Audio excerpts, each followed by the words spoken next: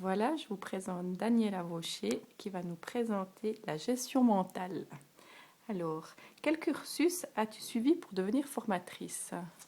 J'ai fait les BFFA 1, 2, 3 et je suis en train de terminer le 4 et 5.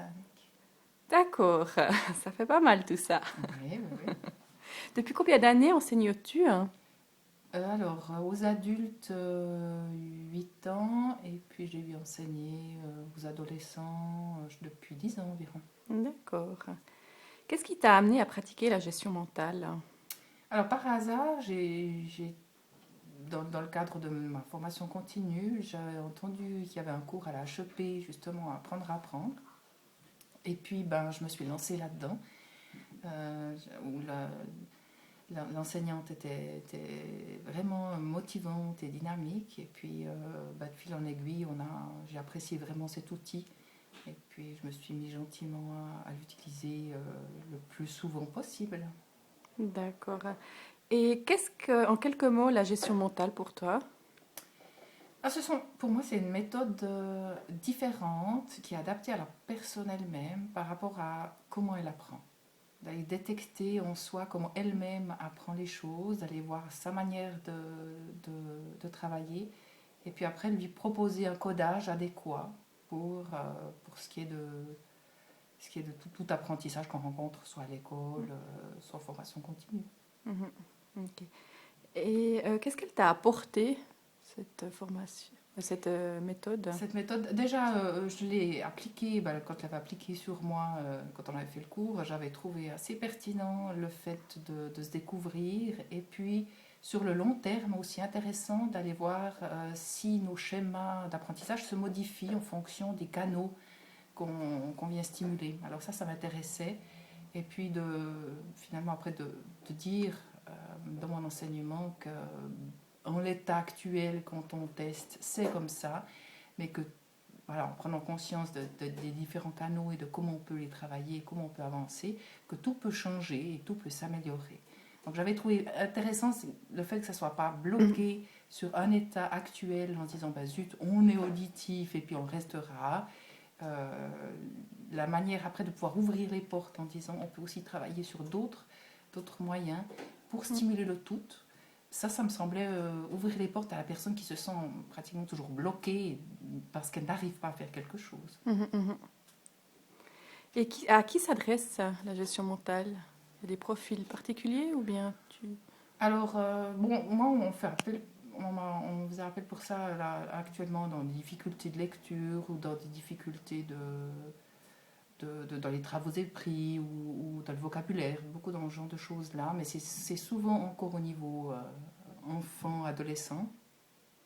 Et puis l'adulte, moi j'ai été moins interpellée par ça. C'est toujours un moyen, je trouve, faire très attention avec l'adulte. C'est l'impression que les jeux qu'on propose pour aller tester sa manière d'apprendre, semble tellement facile et évidente qu'il risque de le prendre pas forcément à la hauteur du pouvoir que peut avoir cette méthode. Du coup, je le fais sur moi d'abord, je montre aux gens sur moi, et de telle manière à ce qu'ils puissent se mettre en situation d'apprentissage et de prendre ça comme quelque chose qui est une route à poursuivre. Et autrement, je l'ai eu fait sans forcément le mentionner à des jeunes adultes qui ont pris d'une manière ou d'une autre en faisant passer ça pour une pause ou en disant voilà, on va tester ça, on va repartir quand on veut. C'est pas évident de le faire passer parce que je trouverais qu'il faudrait avoir vraiment une leçon adéquate pour ça, pour le faire. Et ça serait, ça serait quelque chose à creuser. De dire, on va commencer avant tout par déterminer dans quel canal vous êtes, pour après, au fil du temps, toujours avoir un œil dessus. Et puis que l'autre puisse s'auto-gérer là-dedans, ou qui demande en disant, mais là j'ai perdu, je ne sais plus comment je dois faire. Plutôt que d'intervenir comme ça tout d'un coup à un moment donné, je trouve pas facile de le placer. Et pourtant, c'est un outil qui mérite toute sa place. Donc ça, c'est à creuser. Ouais. Comment on peut l'introduire? Oui, alors tu as répondu à la question suivante qui était, ces pratiques sont-elles faciles à mettre en œuvre? Oui, d'accord. Donc c'est déjà répondu. Quelle importance accordes-tu au jeu? Ouf, alors, mon projet mon projet de FFA 1 sur les jeux, qui était un D'accord. pavé en tout cas de 300 pages. Alors, oui, j'ai trouvé ça, j'ai adoré. Les jeux, pour moi, c'est l'essentiel, quoi. Autant adulte qu'enfant. L'enfant, ça a l'air de soi. Mais l'adulte, moi, j'ai toujours travaillé en jouant d'une manière ou d'une autre. Ouais. Donc, pour moi, c'est en tout cas le 50% d'une formation. 50%, Ah ouais. carrément. Ah ouais, moi je l'amène toujours. Et ça prend une importance énorme parce que j'y reviens aussi tout le temps. D'accord. Donc il y a un gros investissement au départ. Et puis de leçon en leçon, je reprends des choses et je le remets en leçon. Ok. Il y a plein de moyens pas chers pour refixer. Et puis après, tout dépend de ce qu'on appelle un jeu. Est-ce que c'était avec règles, sans règles? En général, il y a des règles. Mais toute autre activité ludique qui sort de l'enseignement, pour moi, est un jeu. Pour moi, est un jeu. Un jeu, tout à fait. Après, on peut définir les règles. Ouais. Mais le jeu, alors pour moi, il est très important. Très, très convaincu. Et j'espère avoir convaincu tous mes experts formateurs. On leur donne un joli cadeau, là. Ah ouais. On va voir tout ça. Et puis, quelle astuce pourrais-tu donner en tant que formatrice de longue date pour nos nouveaux formateurs en gestion mentale?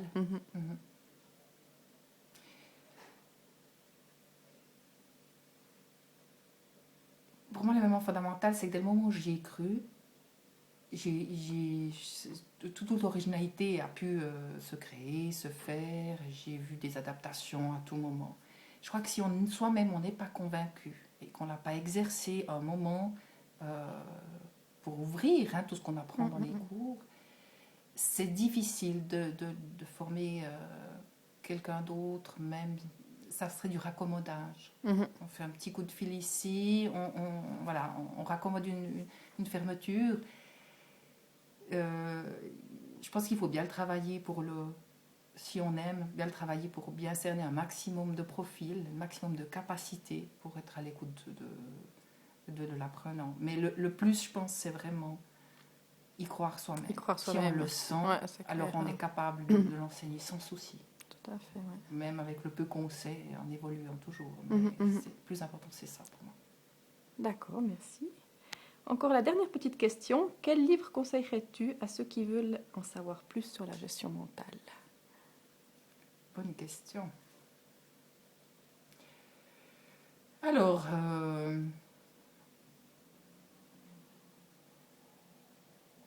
bon, il y a nous, on avait été formés avec la galanterie. Il ressort énormément. Il ressort énormément celui-là. C'était celui auquel il me convenait le plus, disons, de ma manière.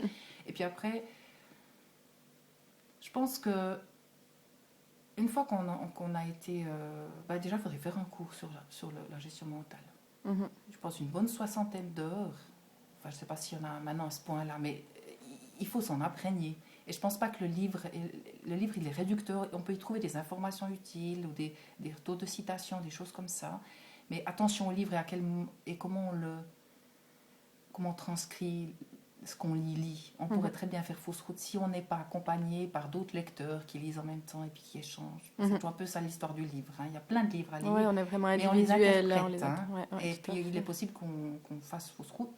Alors que dans un cours, c'est pour ça que je suis très court, il y a tout un échange, tout un partage, et on a des personnes qui sont vraiment formées pour. Et puis ça, c'est vrai que moi, je ne pourrais pas former. Moi, il me faudrait encore bien des heures de vol pour former. Même si je lisais 50 livres, moi, je ne trouve pas suffisant au point de vue de la richesse que peuvent amener plusieurs personnes. Plusieurs personnes autour, tout à fait. Quelqu'un qui maîtrise, qui a vraiment des longues heures de vol là-dessus. Donc, la garantie, c'était celui dont j'ai plus grand souvenir, mais après, je pense pas que ça soit vraiment une source d'enseignement, le livre, mais plutôt une source d'inspiration pour se donner envie, ou se dire, tiens, encore des outils, j'ai encore envie d'avancer. Il doit être motivateur, le livre. Alors, on regarde la dernière page, si cette dernière page nous convient, c'est le moment pour nous. Oui, tout à fait. Donc, je trouve qu'il n'y a pas qu'un livre. Après, moi, je n'utiliserai un parce que j'aime cette partie-là, et puis toi, tu utiliserais autre chose parce que tu en es là sur ton personnel, processus. C'est clair, tout à fait. Donc, je ne veux pas m'aventurer plus, déjà parce que je n'en sais pas plus, honnêtement. Et puis, il y a plein à découvrir encore, ça c'est vrai. D'accord. Super, merci infiniment pour ces réponses. Un plaisir. J'espère que ça va aider beaucoup de nos futurs formateurs. Je le souhaite, je le souhaite. Bon courage à tous qui terminent ce FFA.